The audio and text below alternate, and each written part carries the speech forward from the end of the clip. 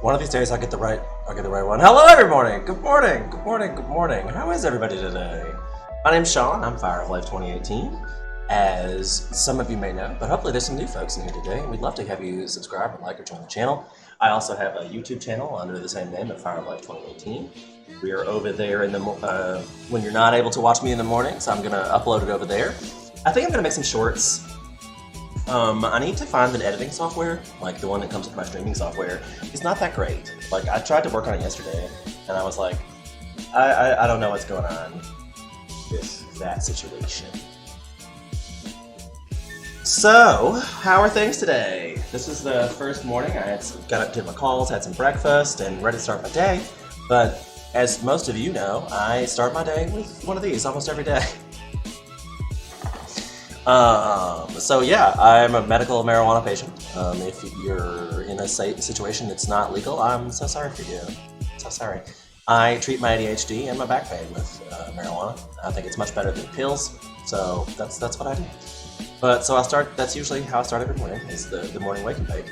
And I usually go through and check out some news and I don't know, it's great. We're listening to chill hop, beat-free copyright music. And you can tell it's somebody who's like made it themselves, and then they're just like video recording like things. Like I kind of like that. It's just like they set up a camera and played, 3 minutes of outdoor set up a camera and there it is. I respect it. I respect the hustle. And I genuinely listen to the no copyright stuff because it's good, but this one's a little weird.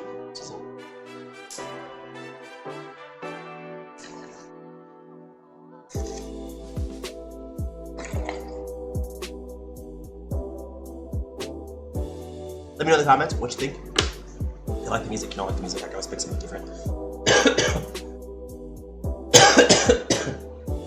I'm gonna try not to cough in the microphone, just so you know. I need a tolerance break, for sure. For some of you who don't know, I usually volunteer for a nonprofit organization that sends me on the universe. They're not okay with the marijuana thing, so I should probably leave them out of this. Because they're a federal organization and the federal government is still being blah. Hey Silvermac, thanks for stopping in again. Getting ready for work. Do I know what you do for a living? I feel like it's something computery.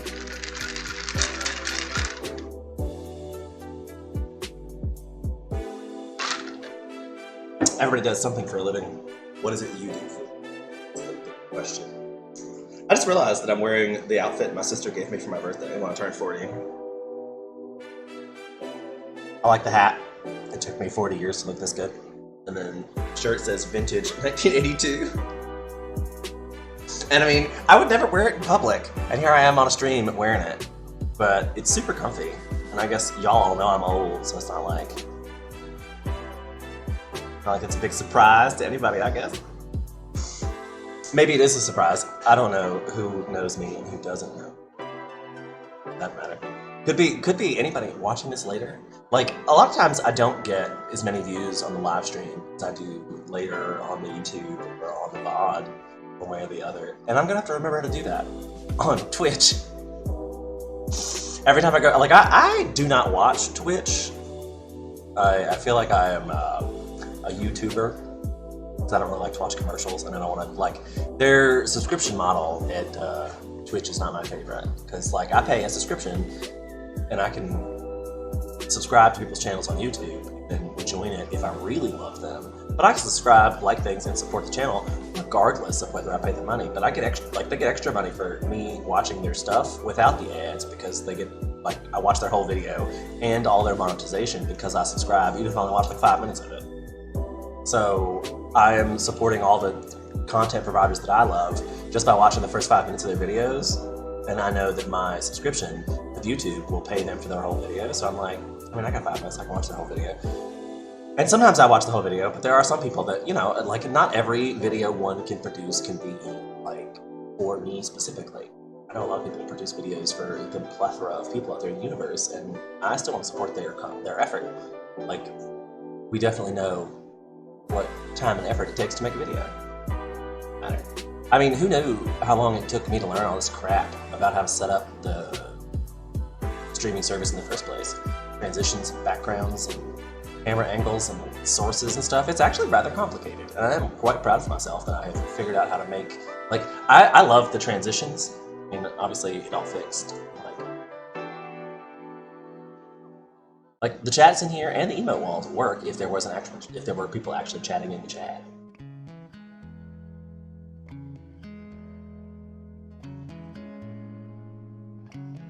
So yeah, I think it looks cool. I have too many things going on. It's like I have a screen set up for the Discord, so like if you wanted to join the Discord. Let's see if all the cool transitions and things. I mean, in this particular setup, I've got like, this is the ending screen, starting screen, a full screen cam one, and live screen. It's got screen capture from like, you can see what I'm doing on my main screen.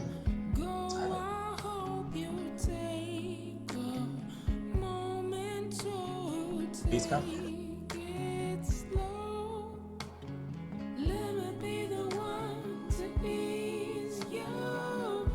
It's too many layers. Too many layers going on this one.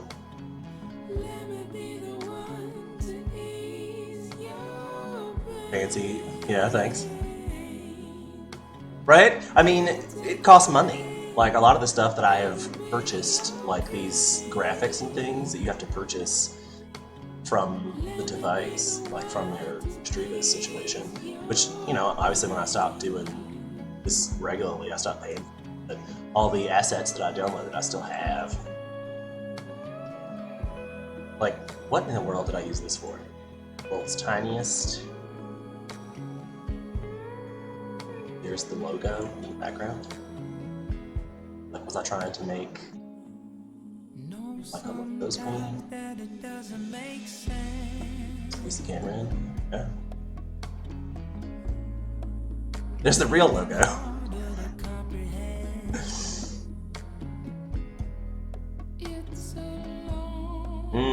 This was a VR set. At one point, I had been able to capture VR into this. It's hard to get traction in the streaming market. It's true, but I think my like lack of streaming success has been not the dedication.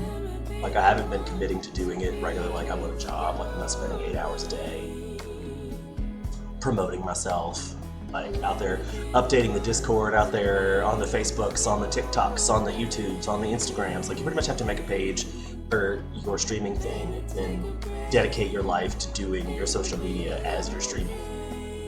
And I mean, I don't know if this is, it's hard for me to dedicate the time to something that doesn't have any kind of fiduciary recompense. And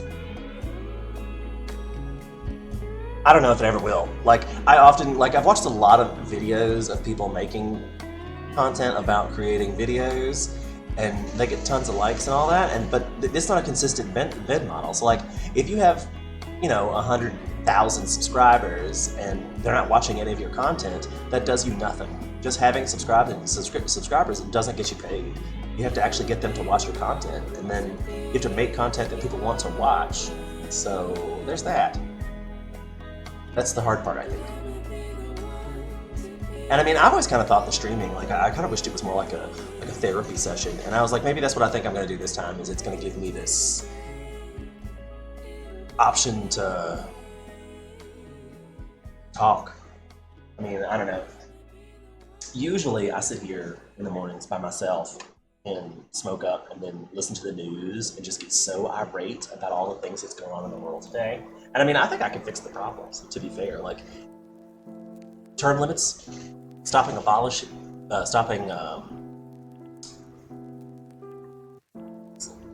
people who go from corporate lobbyists, stopping lobbyists. Like, how are lobbyists a job? Like, how can you sit down at your dinner table and tell your mother, oh, I'm a lobbyist. I take money from corporate greed and convince politicians to vote for corporations. Like, that should be something that you, have to, hide from your family. It should not be legal.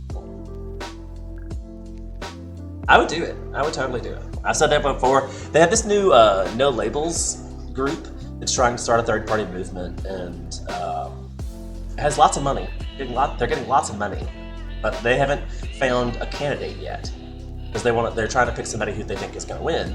And you're like, who would you pick? And that's because nobody, like none of the Democrats have the experience, I feel, because they're either so old that they're like basically Reaganist Republicans at this point, or they're too young and like just mouthy and have no idea what they're doing. I want to say AOC.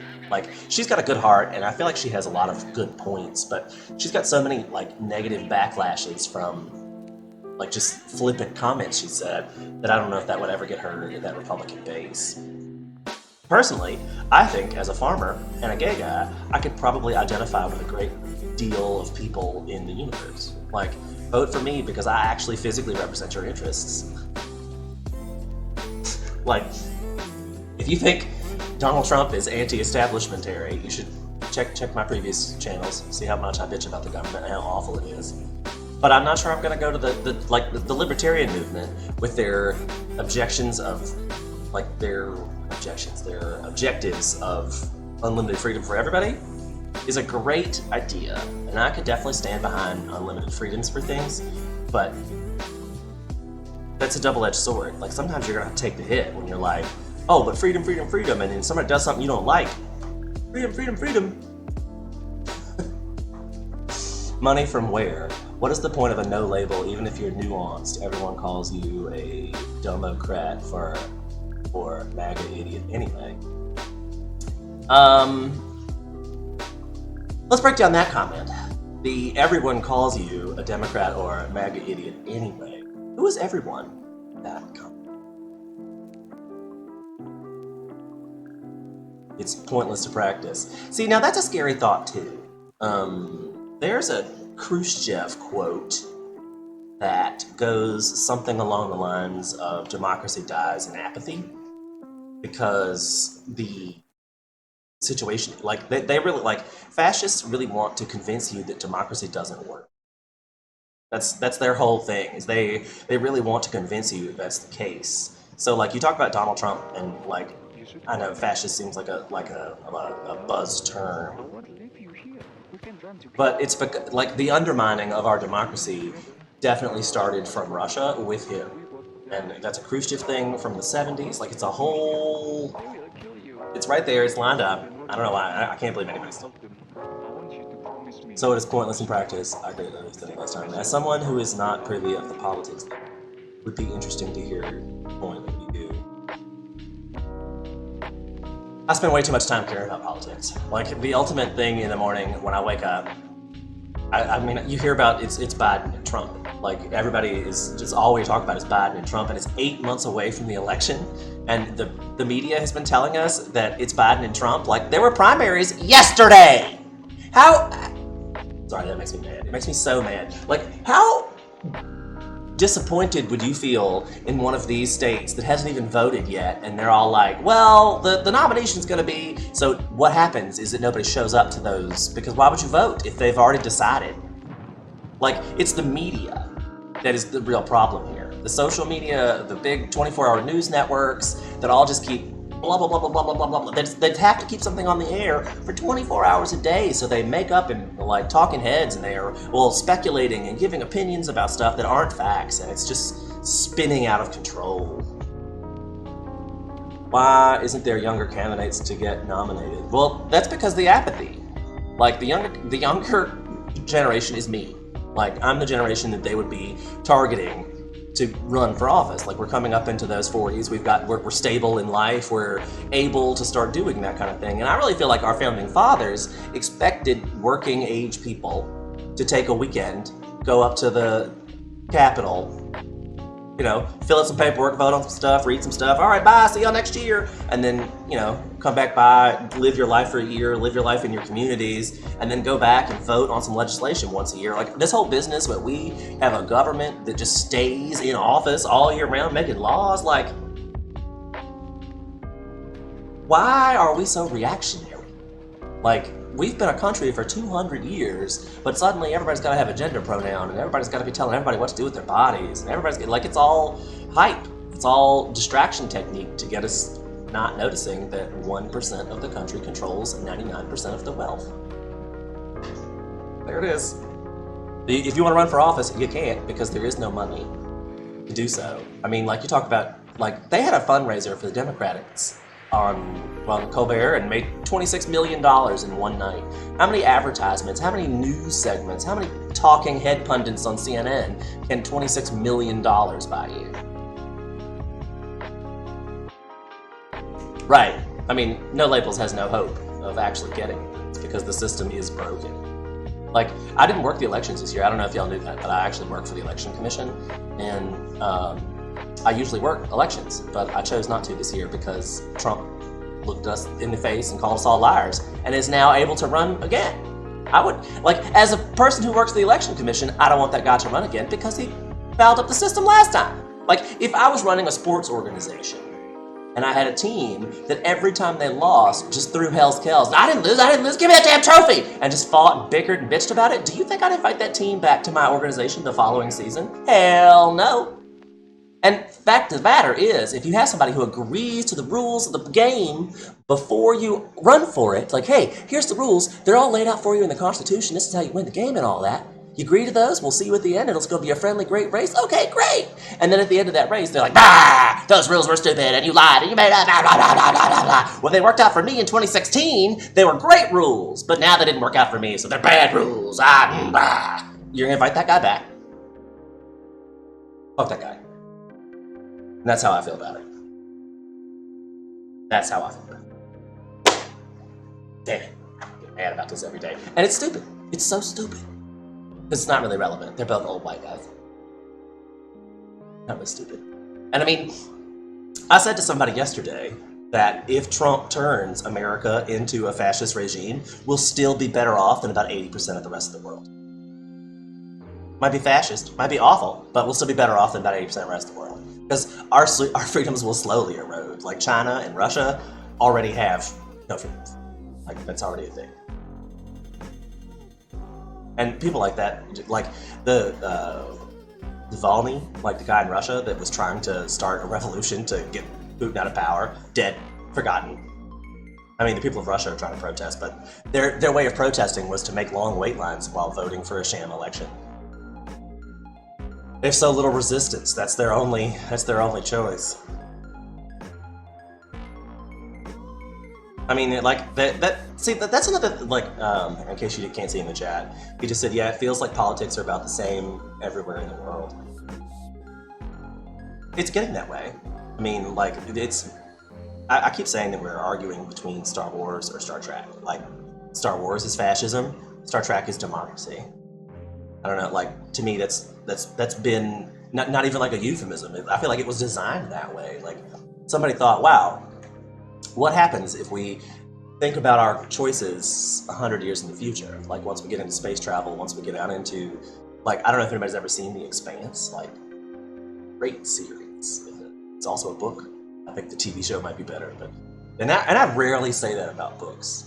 Like, I like the concept, and I read the books, and they were all right, but they were a little wordy. They were a little. I hate to use the word pedantic to describe a book that is pedantic, because it makes me sound pedantic to say the word pedantic. But it's a good series. I definitely you should check out the. Yeah, you should check it out. The rules changed though. We used a novel voting system. Also, the Green Party challenged Trump results in 2016. Challenging results is common. Oh yeah, that's totally a thing. But those challenges, there's a policy and procedure for how you do those challenges, and once those challenges and recounts have been accepted and recount, and like, yep, this is the official election, you lost. You're supposed to, like, admit that.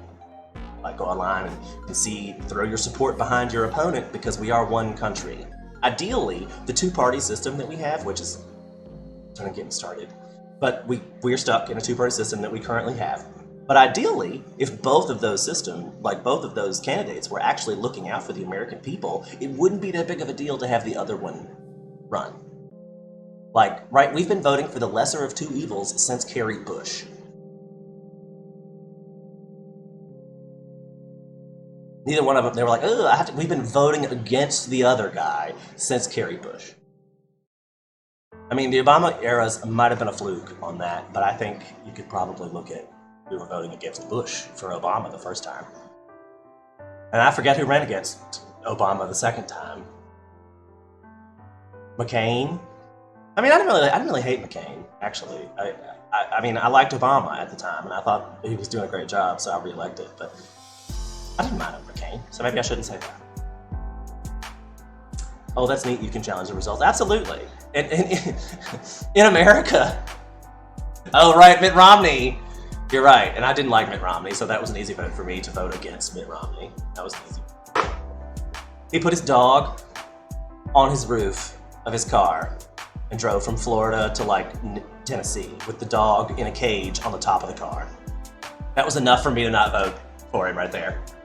You dog abused. I'll put you in a cage and drive 300 miles at 60-mile-an-hour winds on the top of your fucking car.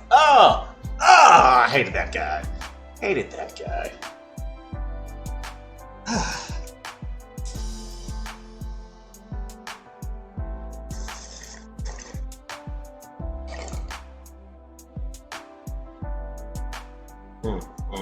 Mitt Romney's like flashbacks. Still, would vote Mitt Romney over Trump. Dog abuser over Trump. Ugh.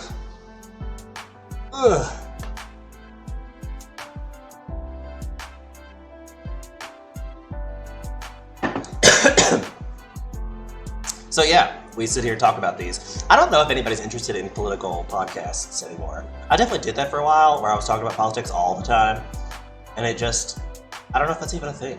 I really just...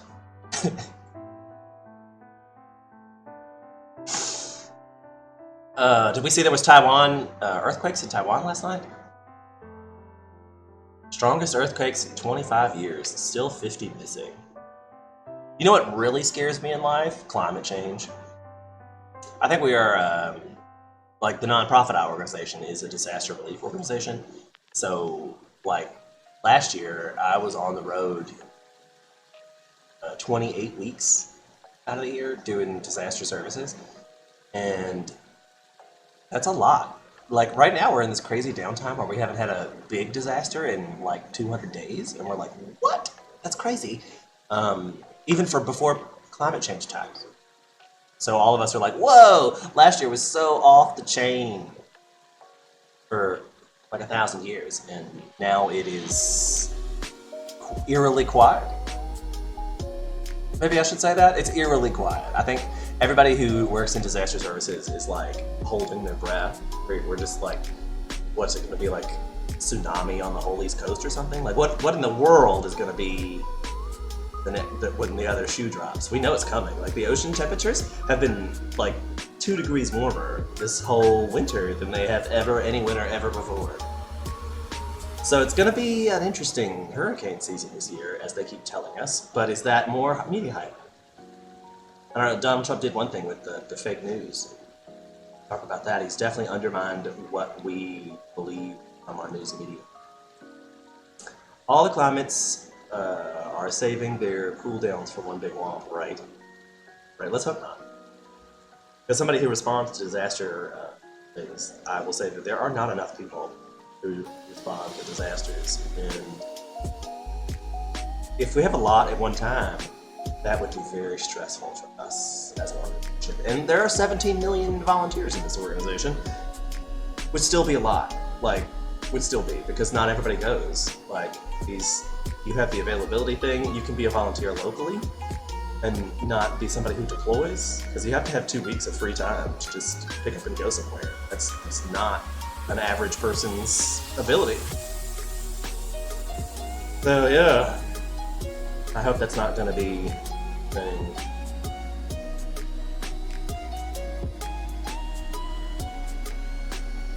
I mean, I had not thought of it being phrased that way, but it makes sense. Cool down windows, what's disaster cool down windows? But we say that, and I mean, there's been a lot of international disasters. Like, the poor people of Gaza were hit by an earthquake during this conflict. Didn't even get mentioned because it was like, what are we shaking up the rubble? Like, I don't know if y'all have seen pictures of that conflict.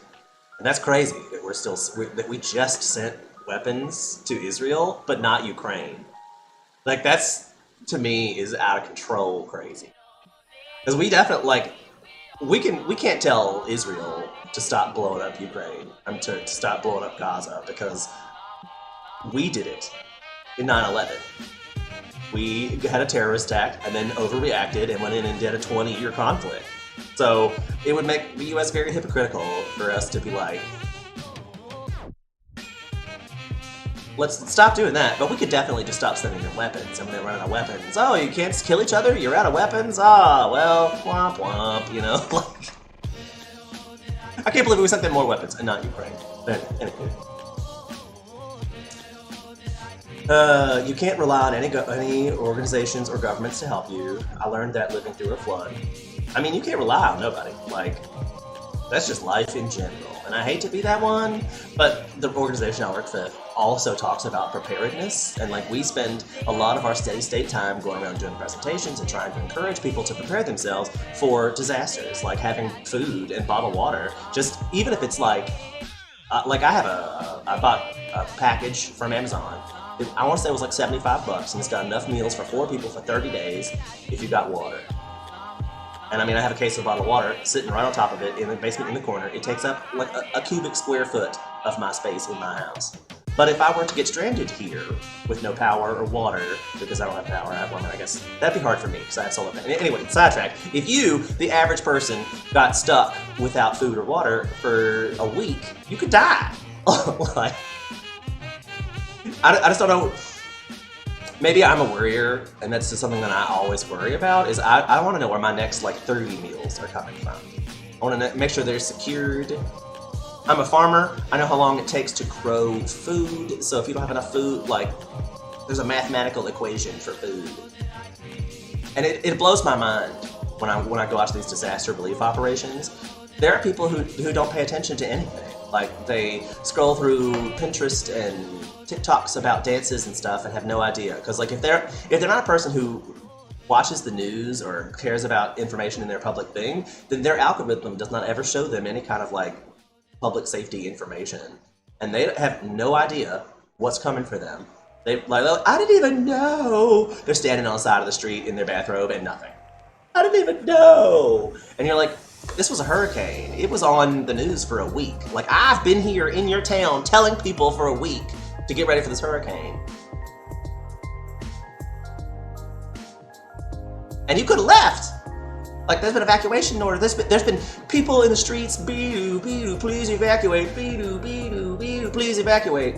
I didn't even know. The amount of people with their heads sucked in the sand is the main problem with this country. Because only 30% of the people come out and vote in the first place. Like, that's huge turnout if we get 30% of the country to show up.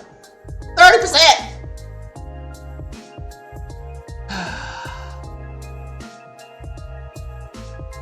The average person doesn't think about, yeah, social media is still a vacuum despite being told otherwise. Oh yeah, who tells you otherwise? Are they even pretending that? I feel like that's, like the things that I watch, people are usually talking about social media and how awful it is pretty constantly, but that's on social media, which I found ironic.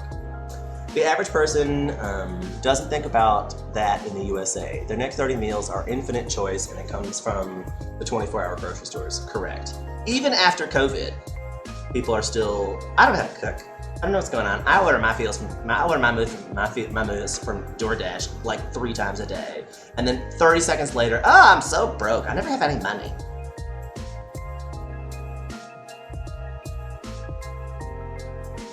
As somebody who worked in restaurants for 20 years, restaurants are not supposed to be your everyday, like, I get off work and go to this restaurant, have food, and then go home. We are not supposed to be part of your routine. It is a special occasion thing. Like, once a week, go out and have dinner with your friends or whatever, have a good time. When I worked, there were several restaurants that I worked at throughout my life that there were regulars that literally came in every day, ordered the same thing, the same drink. We were like, wow, Joe's not here today. And you find out next day, oh, I had to go to a funeral. Like he had some special occasion or he wasn't there. It was not the other way around. And you're like, how do people afford to come in and spend $40 a night on dinner? Like, maybe I've always been poor and have never had the idea of like throwing away money like that. But who does that? Who does that? I guess a lot of people do.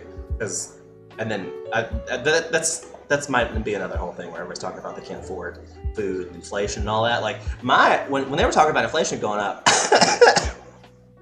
I'm like, y'all just don't know how to shop. Like our economy is controlled by supply and demand, nothing else. There's a giant wasp. They just literally flew to all above me. And you know what? I'm not scared of bees, but wasps are a whole other thing. Wasps will fuck you up just because they're wasps. They can sting you multiple times. They remember who you are. I swear to God, they are the devil's spawn. Like, I will fuck that roach. The only time I like spider webs in my shop. And it seems like now he just likes cleaning out all the spider webs. Useless spiders when you need them. Hell yeah. So yeah, we're talking about America, and it's. Do we have hope? This is supposed to be a positive channel. I'm trying to get more positive. What are free labor wasp? There you go. Ooh, we could talk about AI. I feel like AI is probably on everybody's radar right now. I just watched Jon Stewart yesterday give huge rant about how AI is coming for our jobs, and I really want to be like, it's because you have had the privilege of doing something you loved your whole life. Anybody who's ever had a job where they had to go to work just because they had to eat, like they hated this job. Like I've had jobs where I sat in the parking lot and had anxiety attacks about going into the job. Like it was just that awful. Like I hated it so much that I would like literally cry and drug up before I could go into work. So when I'm like, they don't come for my jobs, take it. There's been a lot of jobs that I wished a robot would do. And I think servers can definitely be replaced by robots. Nobody treats them like humans anymore. When I waited tables for 20 years. So like when I started waiting tables back in the day, people used to care about what your server thought about you. Like they would be worried that you were going to get spit, like your food was going to get damaged, or it was not the other way around where they were like, we have to work for your tip. Back in the day, it was a privilege to get good service. Like, remember how service started? It was like a diner service. Hey, baby, what do you want? Here's some cigarettes. Here's some eggs. Okay, bye. You know, and now you expect us to lick your assholes every time you fart in a restaurant. Just like, whoa, hold on.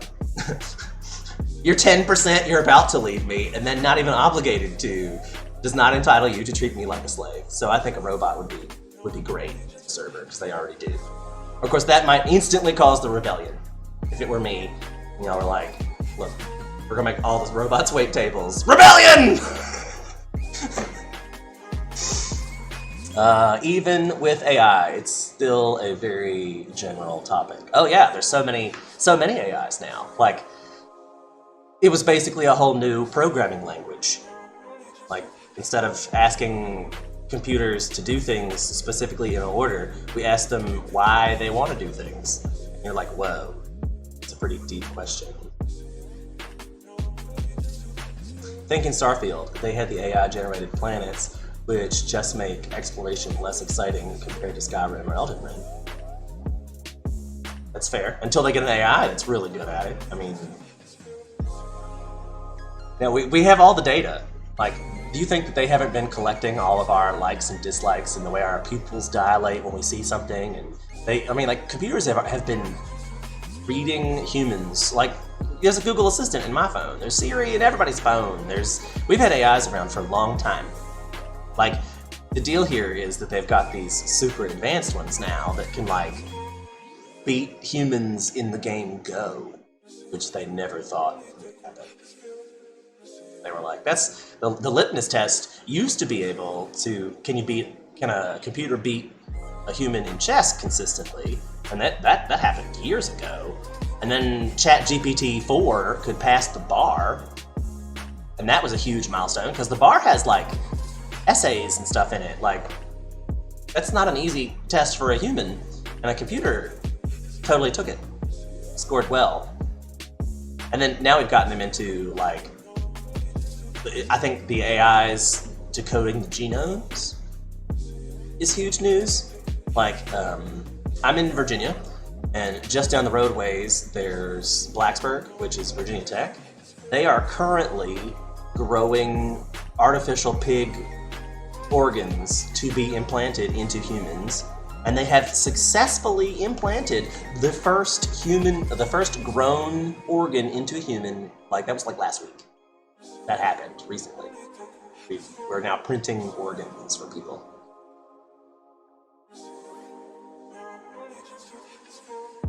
I'm gonna let that drop there. But maybe that, like, I got off that subject because the AIs and the genomes. So maybe, like, do y'all know what CRISPR is? Has anybody ever heard of the CRISPR technology? And I guess I should probably explain this since I'm on streamer. The CRISPR technology is basically a gene editing technology. Like, it creates, the science is beyond me, but it creates a way that they can edit the physical DNA of a living organism. Like, they can create super babies with CRISPR. The problem with the technology was that we didn't understand each, like, so the DNA helix has got little blips all the way around the helix, right? Each one of those little helixy bits is a genome. And there's 495, I think. Don't quote me, the number's probably wrong, but there's like 400 or 500 genomes that we were trying to decode by shooting little protons at an atomic scale, and it was costing us millions of dollars just to discover one genome, and it's like 10 years per genome at the rate we were doing it. AI just found them all. Like, on the 5 that we had already discovered, it extrapolated the data and then was able to model all the rest of them based on that in like 10 minutes. And that was huge. That was several months ago. And the things that have come out of that have been mind-boggling. Like, they think they've cured diabetes. It's a lot of really awesome things that are happening from this technology, but there's a lot of scary implications too. The perfect baby one comes to mind. If you're able to edit your embryos, you could design a baby. Like, can you imagine going into a doctor's office and like a character creation screen comes up and you get to design your perfect baby?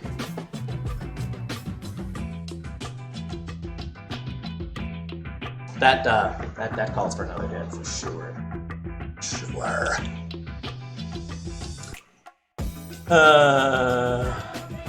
I don't know if the term artificial intelligence is being applied accurately.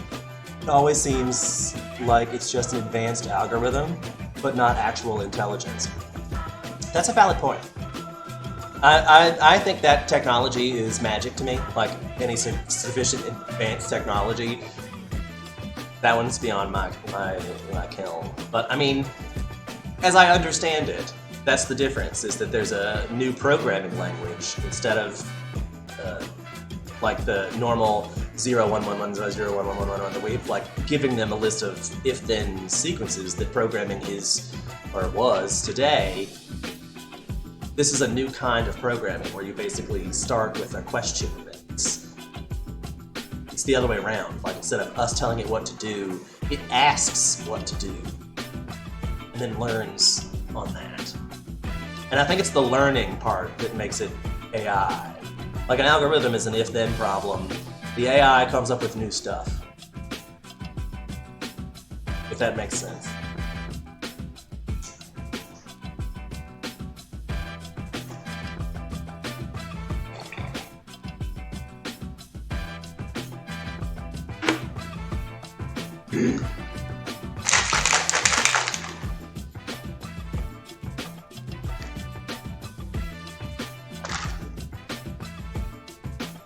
That's how we get Star Trek. Designing a baby, that's how we get Star Trek 2.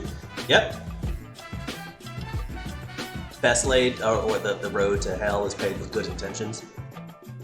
I mean, as much as I say Star Wars and Star Trek, it's not like Star Trek hasn't had its problems. There's been a lot of problems in the Star Trek universe.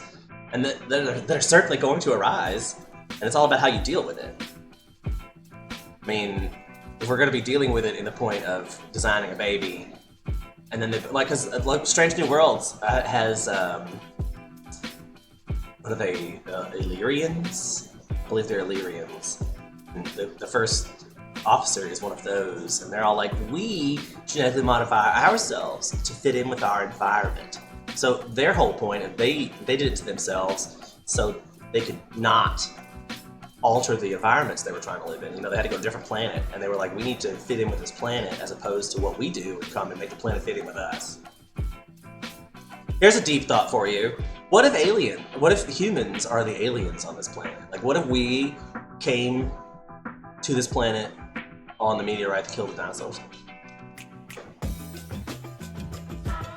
We're the invasive species.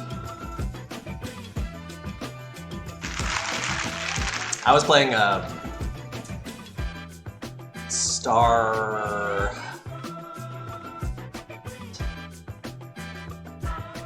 go back to the Steam library.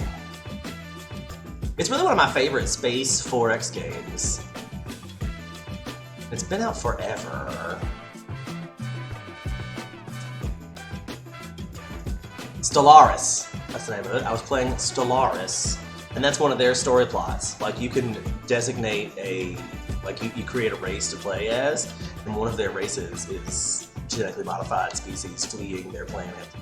And you get to make choices on how you deal with that scenario. It's a pretty good scenario. I think I may have even played Stellaris on the channel before.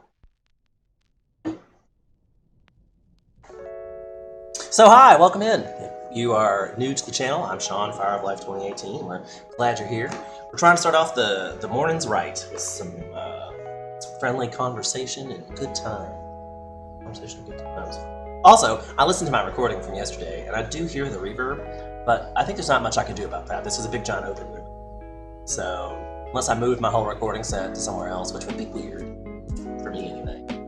I need all this out here for that. And I have a little room, but like, I hide in the winter because it's cold out here, and the sound quality is like so much better.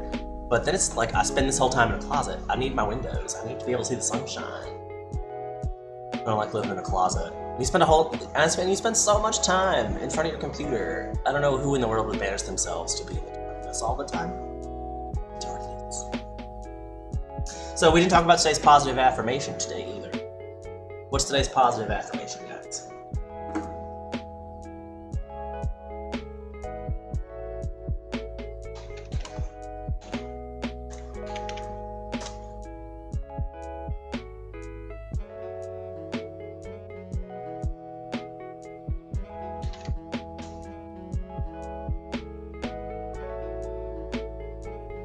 Okay, so today's positive affirmation is I choose to rise above the hurtful things that might come my way.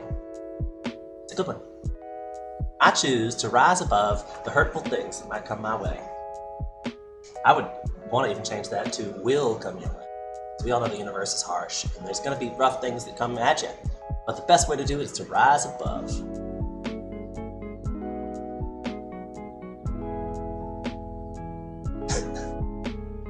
So be positive, be fruitful, be you.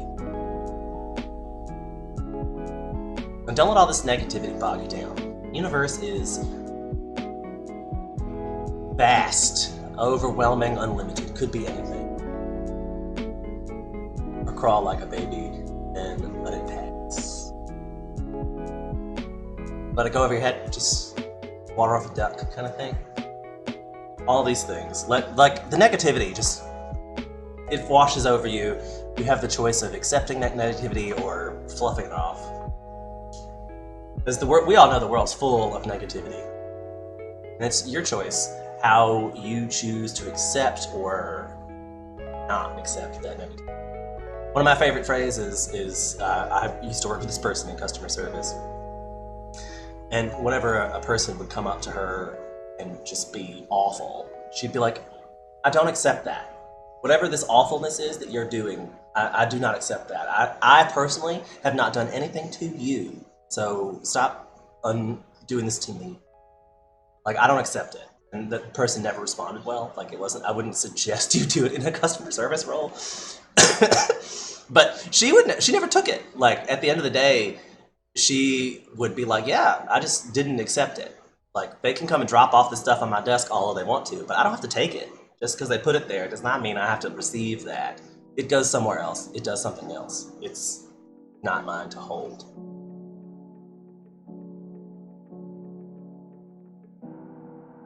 Yeah.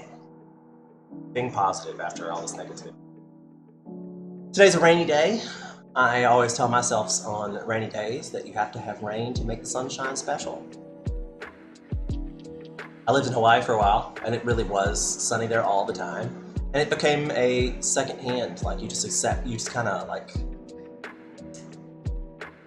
what's the word I'm looking for? You accepted it, you just blended into your daily life. Bye, Silver. See you later. Have a good day at work. Also, there's a rainbow. Well, no, there's rainbows in Hawaii all the time.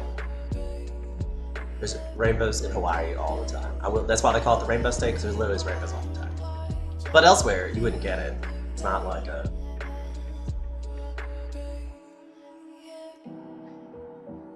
It's a thing. But what's the word I was looking for? You become complacent. You just expect it to be there. So it's not like... If you didn't have the rain, you don't appreciate the sunshine.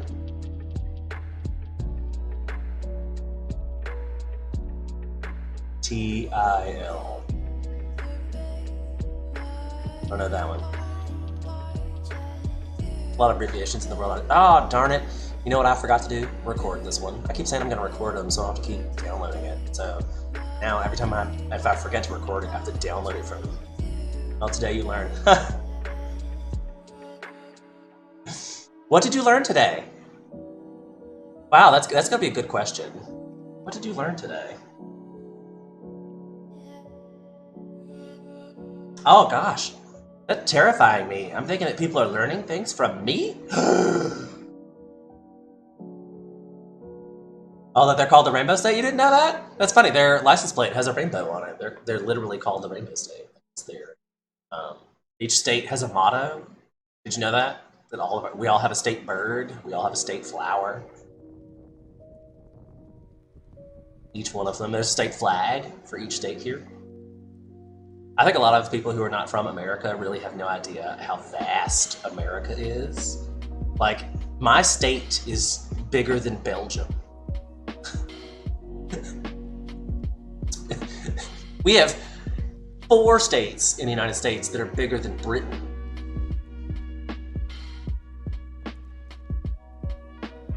Texas and Australia are similar landmass.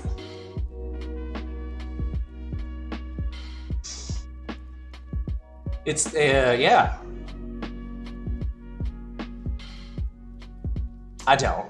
In case you're not reading the chat, he said, don't you have like 50 plus states? How do you remember all those mottos, animals, and stuff? You're funny if you think we remember all that. There was definitely, like, my parents' generation had to remember it. They went through a, not the like, mottos and capital, they had to remember the capital of every, like, they have a little song that reminds them of every capital of every state. So that was a thing. You are kind of, as an American, expected to know the capital and state of every state. Nowadays, I think you would be hard pressed to get an American to name all 50 states. I would be I'd have to write them down and then go back and see which ones I forgot, because it, like, that would be a tough one. I might even have to, like, physically go through it on my brain and be like, name the one. Like, I'd have to, like, count as you went down to go back up. But that'd be hard. I bet you couldn't even get half of America to point on a map to, like, every state if you just gave them the name. That's now, 100%. But I mean, it blows my mind. Having done international travel, and I feel like a lot of people in the international world look down on Americans for not being so well-traveled. Like, oh, you've never been to India. Oh, you've never been to China. You've never been to Japan. What do you mean? What's crazy? And I'm like, well, first of all, it's like a 6-hour flight from one side of my country to the other. Like, even for me to get to Europe, I'd have to fly.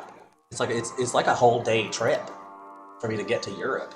So like, I've been there and I get it. So, but I mean, for your average American, there's so much more stuff to see here in America. Why would you bother all the way going over to Europe and see somebody else's history when America has 200 years of history you couldn't see in your lifetime if that's just what you did for a living? Would be fun.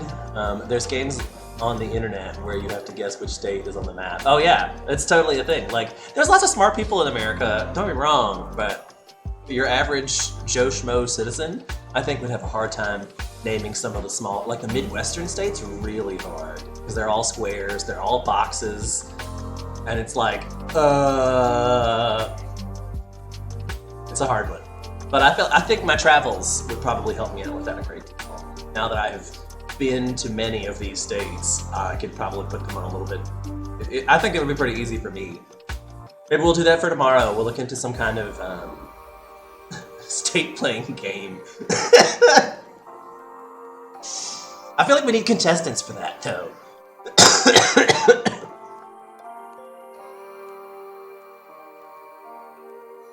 Some, for sure. Like, California's, I mean, I would probably, I think I actually used to have a puzzle, like, a jigsaw puzzle of the United States. That's probably how I would visually, mentally, like, put it in my head. That's why I said I'd have to go down and, like, start and be like, Washington, Oregon, California, Idaho, Nevada, North Dakota, South Dakota, Utah,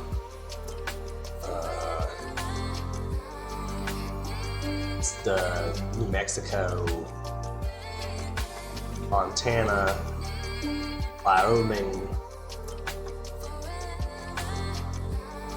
Tennessee, Oklahoma, Texas, Michigan, Ohio, Indiana, West Virginia, North Carolina, South Carolina, Georgia, Florida, Alabama, Mississippi, Louisiana. See, then I'm like, did I get them all? I know I missed Rhode Island, Vermont, New Hampshire, Maine, Delaware, Maryland.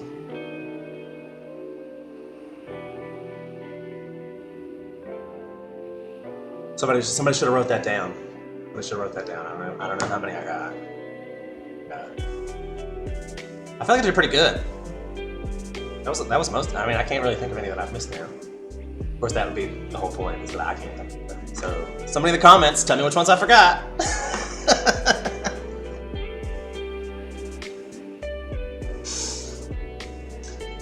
Oh God! And then trying to remember capitals. Also, DC should be a state. Like, DC's not considered a state, but it should be a state. But you talk about politics, that's why it's not, because they all know that, which the Republicans don't want it to become a state, because that would mean it'd be 51 states, and they would be adding a Democratic state. Like, surely Washington, DC is the most Democratic place in the world. It will be blue through and through for the end of time. But the rest of Virginia is not. So oftentimes the rest of Virginia goes red, so all those Democratic votes in DC are wasted because it's a red state. So all of those things. But like during the Obama era, there was enough of us in the rural parts that voted for Obama that it flipped blue for the first time in like 20 years. So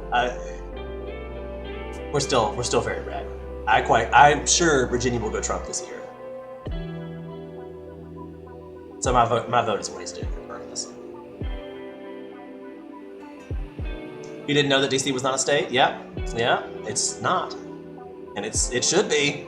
It's got more population in it than the rest of the state combined, and their votes don't count often because Virginia goes red state. And the way our government works is that when the state goes the majority one party or the other, the Electoral College then elects those members, like it's by population.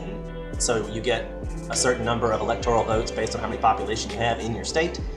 And that's how they send to a caucus, and then they cast their votes. So that's how they get to the 249 Electoral College votes, get to the presidency, which is stupid.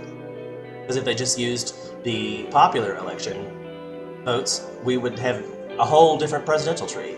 Like, America would be a completely different country if we had listened to popular votes versus the Electoral College votes.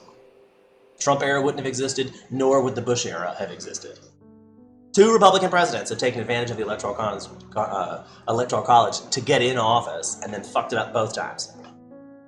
Both times.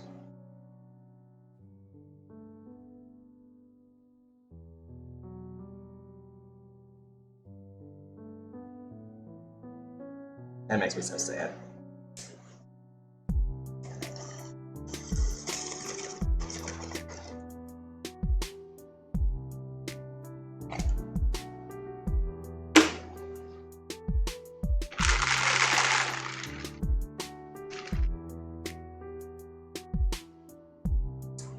I'm not sure in today, so what he just said in chat was, then again, popular votes may or may not go so well either.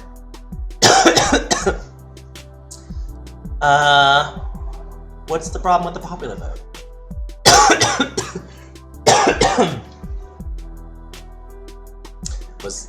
Was there something? I feel like that's the best representation to make sure everybody, like, your vote counts. So that physically everybody's vote counts. I mean, honestly, I would like to go to a ranked choice voting system, which I've talked about on the channel before, and there's our links to the playlist about what ranked choice voting is. But we have several states that are doing the ranked choice voting, and it's working out quite well. But will that ever become a thing in the national sector? Probably not. At least not before the country falls. If it's based on who you know rather than their ability. I think that was the original objective of our founding fathers, is that it was afraid that it was going to be a popularity contest versus a, like, actual campaign structure. Like, people who...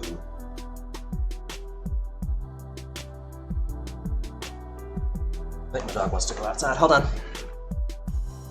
Are you trying to go outside, buddy? Oh, okay. Sorry, I don't want to poop in my... Gosh. Like having a kid. Like, oh, I think it might go. Is it gotta go? Is it gotta go? Okay, let's go. Oh yeah, I remember you talked about that before. Oh yeah, the ranked choice voting. Yeah. Our founding fathers surely intended the Electoral College to function as some kind of buffer from just electing some incompetent buffoon, but we have done that many times, regardless, with the Electoral College. So I mean, I can't see it being worse. Not to mention, would you like to know, I bet it costs us a bunch of money to fly all these special electoral people into a special place just to cast their vote. In a special ceremony, it probably has to have witnesses and guards and security and probably special building that's just there and gets used once a year. About that, I'm sure. And we could just erase and save all that government expenditure. But we don't do that because America. Too busy worried about which old white man's going on in the country.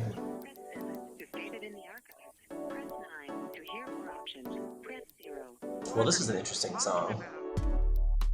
So, literal old. Hey, but non-copyrighted. I can't be mad. It's free.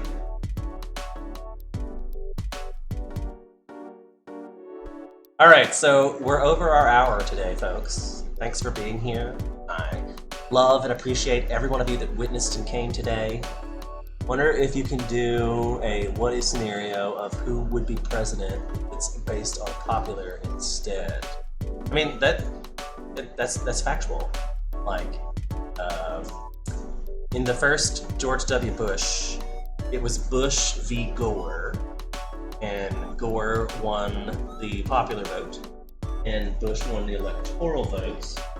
And that's why Bush became president the first time.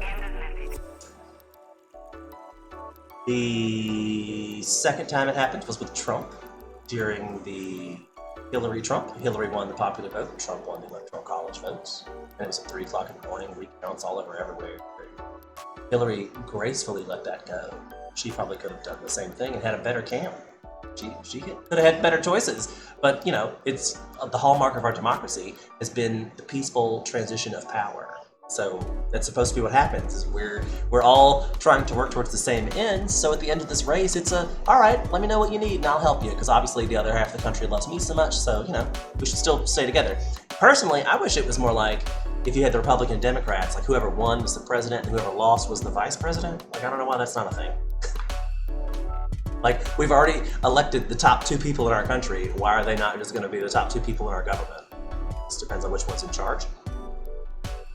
I don't know. I think the executive branch needs a little reworking in the first place, because for some odd reason, half of the country thinks that the executive branch has a lot of power, and it doesn't. The executive branch does not introduce legislation at all. They can't make any legislation happen. That's the legislative branch.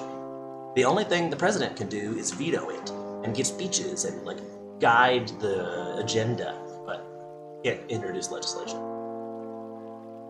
Now, all these executive orders that started with Obama are also illegitimate. You can't executive order stuff. It's not how the presidency works. Just executive stuff.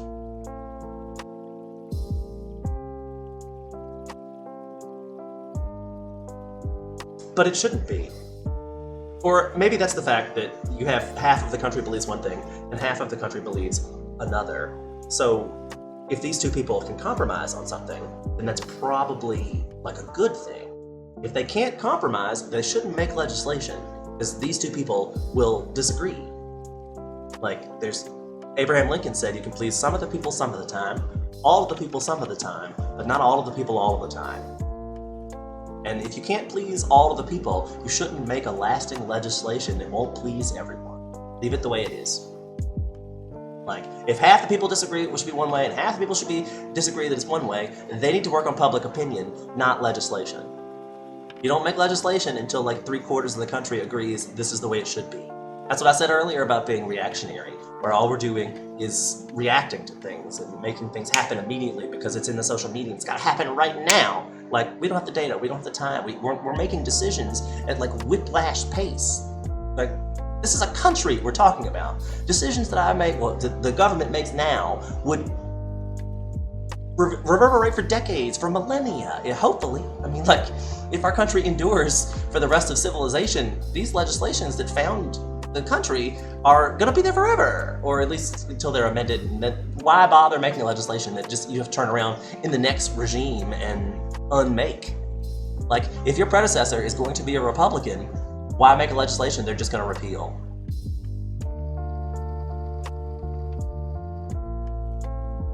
Why not just compromise? Because that would not be conducive to distraction. Like, people would be paying attention to other things than our politics. And that's making them money. Because the more attention politics gets, the more money we're devoting to politics. The richer politicians get. Like, politicians used to travel around on buses. Now they got airplanes.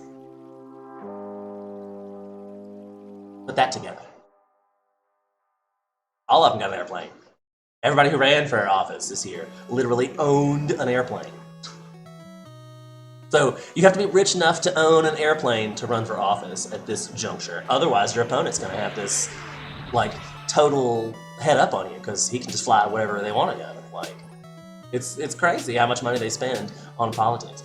Did you also know that there's a proviso in the Constitution that every dollar that the incumbent office spends on campaign funds, the taxpayers of the United States match that? So if you're already in office and you spent $26 billion on your campaign this year, you spent $26 billion in taxpayer money too.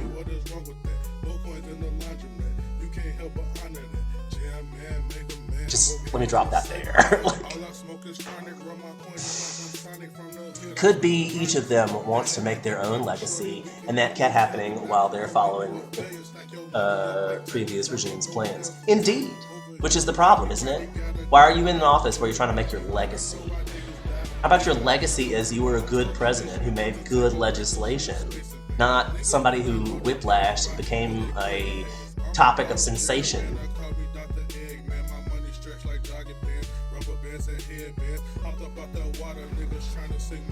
Oh. I was digging the beat on that one, but I was not digging the lyrics when I started listening to it. I'm like, whoa, skip. Next. Yes. Well, anyway, we definitely got off the positivity stream for ending our streams on positivities. We must end on positive ones. Do we remember the affirmation? I choose to rise above the hurtful things that may come my way. That's a really good affirmation for today. Don't let these negative things that we've said today impact you in a negative way. Walk out today with positivity, and we'll see you tomorrow. Bye, everybody. Thanks for being here. Love you. Mwah!